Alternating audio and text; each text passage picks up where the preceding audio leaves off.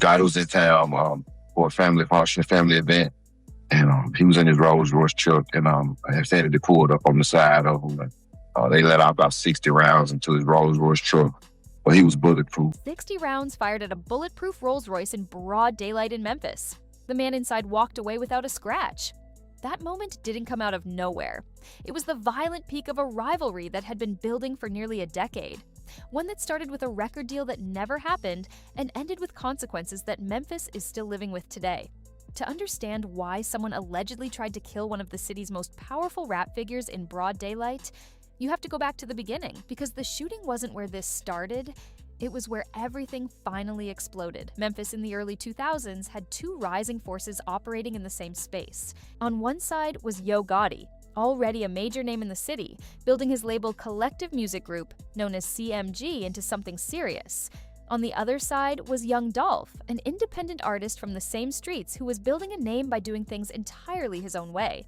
Paper Route Empire was his label. Ownership was his philosophy. He didn't want a machine behind him. He wanted to be the machine. At some point, Gotti reportedly wanted Dolph on the CMG roster. On paper, it made sense. Two Memphis artists combining power, bigger distribution, stronger reach. For most artists coming up, an offer like that would have been an immediate yes. Said no. He chose independence over infrastructure and kept building Paper Route Empire from the ground up. In Memphis, where the rap scene is tight and artists are constantly crossing paths, same clubs, same studios, same neighborhoods, turning down an offer from one of the city's most powerful figures wasn't a neutral business decision. It carried weight. And over time, what started as a decline deal quietly became something more personal. Dolph also had a well-known relationship with Gucci Mane, real respect, real history between them.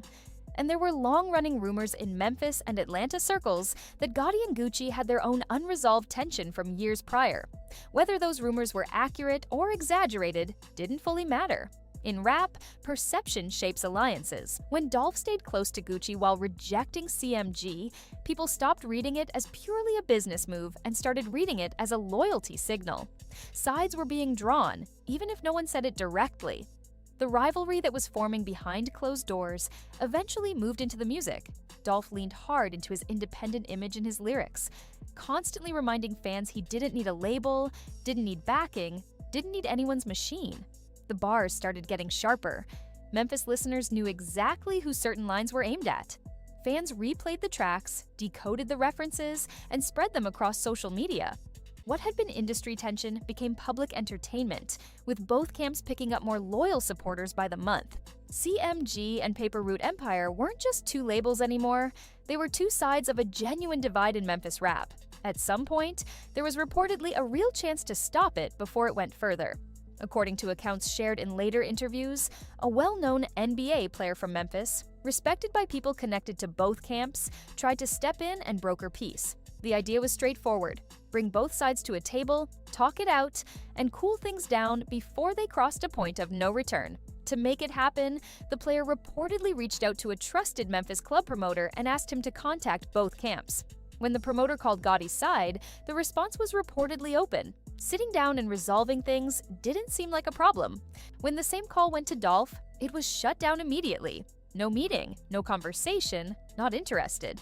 If that account is accurate, that was likely the last real off-ramp before the situation became something much more serious. Because when peace gets rejected, pride fills the space where solutions used to be. And from that point forward, the tension between CMG and Paper Route Empire stopped being something that could be managed with a conversation.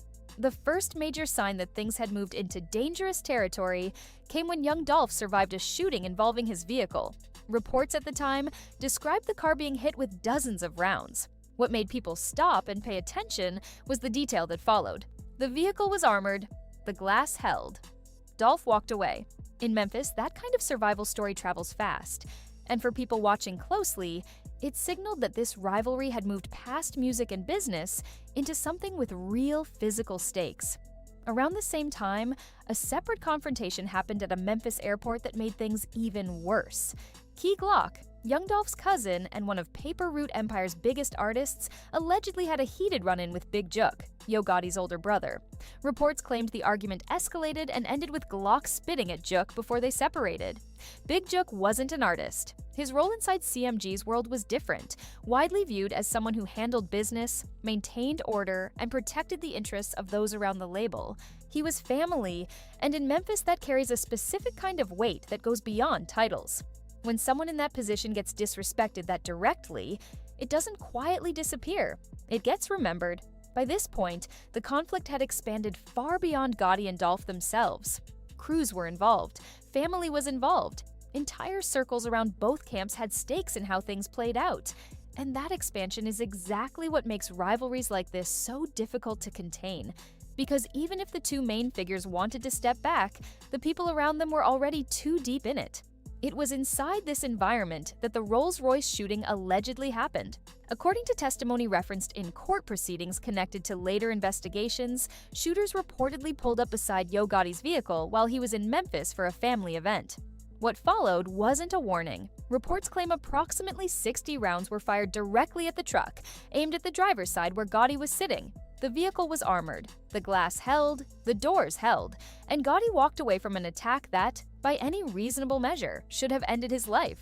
The incident stayed surprisingly quiet in national media, surfacing mainly through street conversation and later through court testimony. But in Memphis, everyone understood what it meant. Someone had just made a direct attempt on the life of one of the city's most powerful figures and failed. Whatever chance remained of the rivalry cooling down, this eliminated it. On November 17, 2021, young Dolph was shot and killed while visiting a local bakery in Memphis. He wasn't in a recording session, he wasn't at a club, he was in his neighborhood at a place he'd supported for years. The news traveled instantly and hit the hip-hop world like a wave. Tributes came from every corner of the industry. Artists, producers, fans, all speaking to his independence, his generosity in Memphis, and the way he carried himself throughout everything. Several suspects were later arrested and charged in connection with his murder. Court proceedings revealed pieces of the story that the public had never fully seen. Testimony about bounties, about planning, about the depth of what had been operating beneath the surface of this rivalry for years. Then, in early 2024, Big Juk was shot and killed in Memphis after leaving a funeral. For people who had followed the full history of this conflict, that news carried a particular heaviness. Juk had been a central figure in the CMG circle throughout the years the rivalry escalated. His death, years after Dolph, showed how long and how deep the consequences of this conflict had extended. It wasn't resolved with Dolph's death in 2021, the ripple effects kept moving. Yo Gotti has continued building CMG into one of the most commercially successful independent labels in rap, signing major artists, generating real mainstream traction, expanding the business well beyond Memphis. That work has been real and significant. But the history doesn't disappear because the business grew. In Memphis, the story of what happened between these two camps is still discussed, still debated, still unresolved in the minds of people who lived through it. New interviews surface details, court records reveal more context, and every time another piece comes out, people go back and look at the whole arc again, from the declined deal in the early 2000s to the deaths in 2021 and 2024.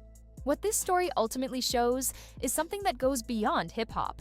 Pride and loyalty are powerful enough to turn a business disagreement into a decade-long conflict with real, irreversible consequences. Money doesn't slow that down. Fame doesn't slow it down. If anything, having more of both raises the stakes and makes every perceived slight feel larger. A record deal that never happened, a peace meeting that got rejected, a feud that pulled in families, crews, and entire circles until the consequences ran out of road. That's the full picture of what happened between Yo Gotti and young Dolph, and it's a story Memphis will be telling for a long time. Do you think any moment in this rivalry could have changed how it ended, or was it always going to go this far? Drop it in the comments. And if you want more breakdowns on the real history behind hip-hop's biggest conflicts, subscribe and stay locked in.